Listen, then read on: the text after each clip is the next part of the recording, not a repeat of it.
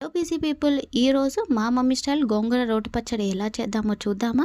ముందుగా ఒక కళాయి పెట్టి అందులో ఆయిల్ వేసి గోంగూర వేసి వేయించుకొని పక్కన పెట్టుకోవాలి. తర్వాత అదే కళాయిలో కొద్దిగా పల్లీలు వేసి పచ్చిమిర్చి వేసి ఉప్పు వేసి జీలకర్ర వేసుకొని అందులోనే కొన్ని ధనియాలు వేసుకొని వేయించుకొని పక్కన పెట్టుకోవాలి. ఇప్పుడు మనం ముందుగా వేయించి పెట్టుకున్న పచ్చిమిర్చి, జీలకర్ర, లడ్డుప్పు, ధనియాలు వేసి కొంచెం కచ్చాపిచ్చగా దంచుకున్న తర్వాత అందులోనే పసుపు, ఎల్లిపాయలు, ఉల్లిగడ్డ వేసి కచ్చాపిచ్చగా దంచుకొని పక్కన పెట్టుకోవాలి. ఇప్పుడు మనం ముందుగా వేయించుకొని పక్కన పెట్టుకున్న పల్లీలు, గోంగూర కూడా వేసి దంచుకోవాలి. అది కొంచెం మెదిగిన తర్వాత మనం ముందుగా తీసి పక్కన పెట్టుకున్న పచ్చిమిర్చి మిశ్రమం కూడా వేసి కలిపి దంచుకోవడమే. అంతే, ఎంతో సింపుల్ అండ్ టేస్టీ గోంగూర రోటి పచ్చడి అయితే రెడీ అయింది. ఇప్పుడు వేడి వేడి అన్నంలో అలా పచ్చడి వేసుకొని ఉల్లిగడ్డలు వేసుకొని మీకు నచ్చితే నెయ్యి వేసుకొని ఆమ్లెట్ వేసుకొని తిని ఎలా ఉందో కామెంట్ చేయండి.